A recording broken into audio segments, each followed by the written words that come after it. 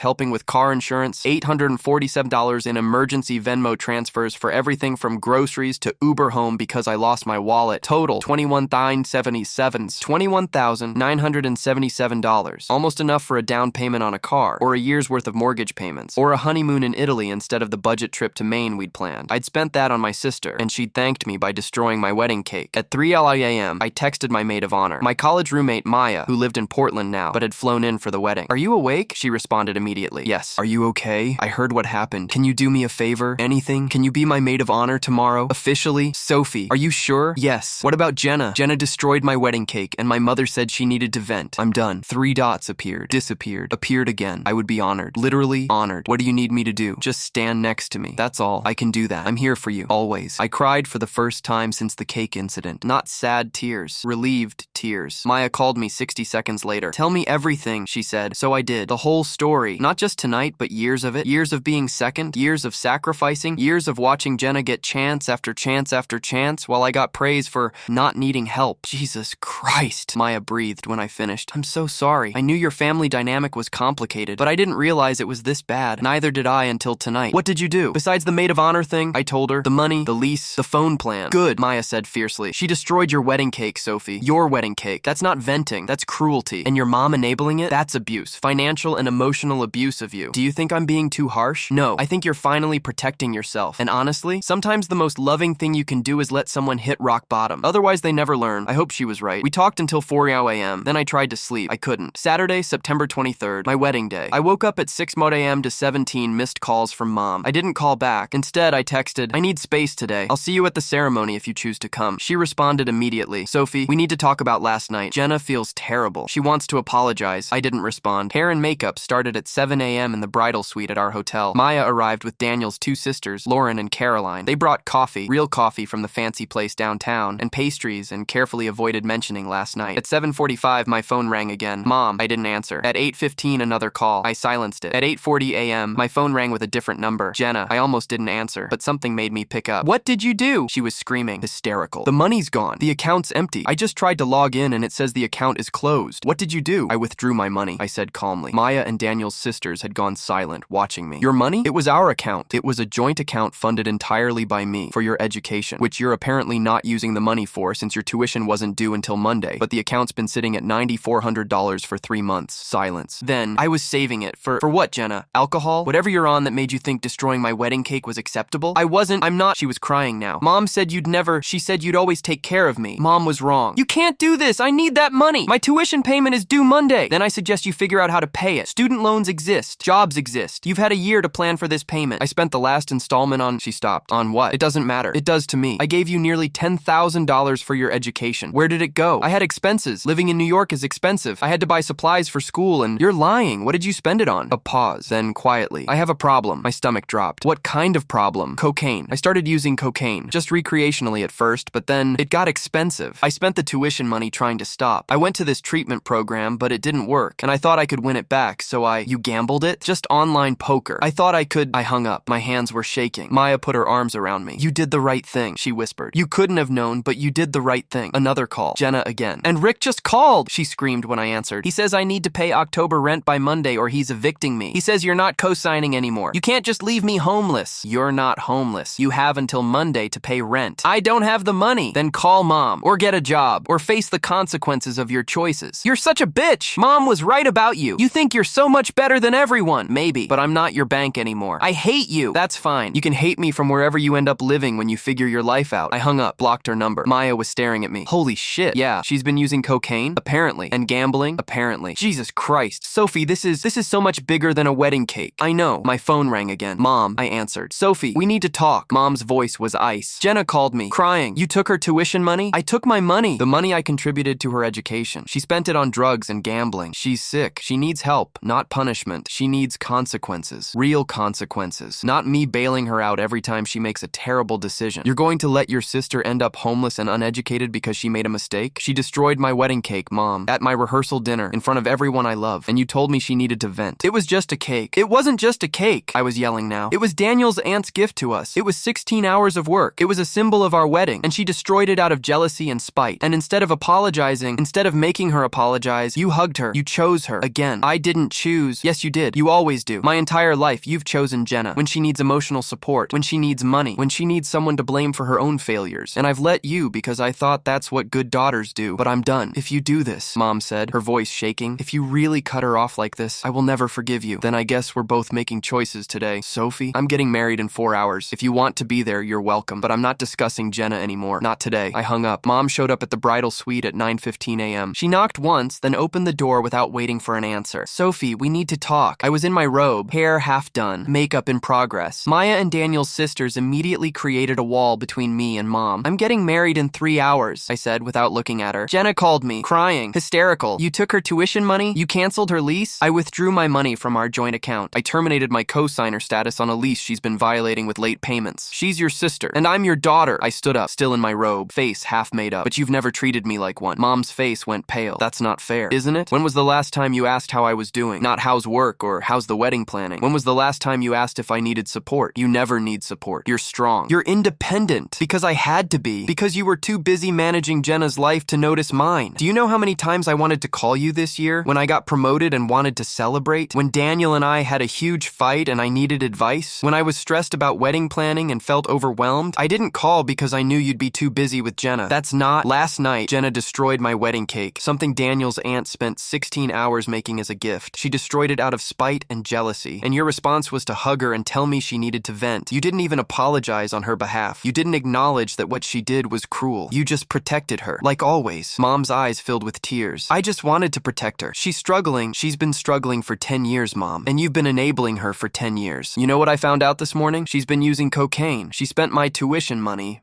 I saved from my signing bonus, on drugs and gambling. Mom's face went white. She told you that? You knew? I suspected. She's been asking me for money. Small amounts. $200 here, $300 there. She said it was for school supplies, but she stopped. You knew she had a drug problem and you said nothing? You let me give her almost $10,000 while you knew? I thought if she had financial stability, she'd stop. I thought you thought wrong. I sat down, suddenly exhausted. Mom, I love Jenna. I do. But I can't save her. Nobody can save her except herself. And as long as people keep bailing her out, she'll never have a reason to change. So you're just going to abandon her? No, I'm going to let her face consequences. There's a difference. She'll lose her apartment. She'll have to drop out of school. Then maybe she'll learn to pay her rent on time, to not spend tuition money on drugs, to take responsibility for her own life. Or maybe she won't. But either way, it's not my responsibility anymore. You're being cruel. No, I'm being honest. And if that looks like cruelty to you, maybe you need to examine why enabling feels like love to you. Mom stood there for a long moment, tears running down her face. Finally, she said, I can't believe you've become this person. I can't believe it took me this long. She left. The ceremony was at 1 p.m. on a private beach. We'd rented the space for the afternoon. White chairs arranged in rows, an arch decorated with flowers and flowing white fabric, the ocean as our backdrop. 150 guests. We'd cut the list after the rehearsal dinner disaster. Mostly Daniel's extended family who'd been invited but weren't close enough to know what happened. Jenna didn't come. Mom did. She sat in the back row, stone-faced, arriving 3 minutes before the ceremony started and leaving immediately after without speaking to anyone. Maya walked me down the aisle. I'd asked her that morning. My dad's gone. My mom's barely here. Will you do it? She'd cried and said yes. When Daniel saw me, he cried too. The ceremony was perfect. Simple. The officiant was a friend of Daniel's from graduate school, a woman named Dr. Ellen Park who'd gotten ordained online specifically for our wedding. We exchanged vows we'd written ourselves. Sophie, Daniel said, holding both my hands, you are the strongest person I know. You face hard truths when it would be easier to look away. You protect the people you love, even when it costs you. You've taught me that love isn't just support. It's honesty. It's boundaries. It's choosing someone every day, even on the hard days. I choose you, today and every day. I cried through my entire vows. When we kissed, our friends cheered so loud you could probably hear it in Boston. The reception was at the same venue, moved to an indoor space with floor-to-ceiling windows overlooking the ocean. No drama, no cake smashing, just dancing and laughter and toasts that didn't involve accusations. Daniel's Aunt Martha had done the impossible. She'd made a replacement cake. Smaller, 2 tiers instead of 3, but beautiful. Simple buttercream with fresh flowers. I couldn't sleep last night, she told me when I thanked her. I kept thinking about how much work I'd put into that first cake, and I got angry. Not at you, at your sister. So I went to the bakery at 4 a.m. and started over. Spite is a powerful motivator. motivator. I hugged her so hard she laughed. We cut the cake together at 8 p.m. Daniel fed me a bite. I fed him a bite. Nobody smashed anything. Nobody screamed. It was perfect. At 10:30 p.m., my phone buzzed. A text from an unknown number. Ms. Chen, this is Rick Delgado. I wanted you to know Jenna came by the apartment this afternoon. She was extremely agitated. She broke 2 windows, punched holes in the walls, damaged the bathroom sink. I filed a police report and I'm pursuing eviction and damages. I'm sorry to bother you on your wedding day, but I thought you should know. I showed Daniel. How do you feel? He asked. I thought about it. Really thought about it. About Jenna destroying the apartment the same way she'd destroyed my cake. About her rage at consequences. About the long road she had ahead of her if she ever wanted to get better. Sad, I said honestly, but not guilty. Does that make sense? Perfect sense. She did this to herself. She did. I didn't cause this. I can't fix this. No, you can't. But I still hope she gets help. That's because you're a good person. I looked at my husband,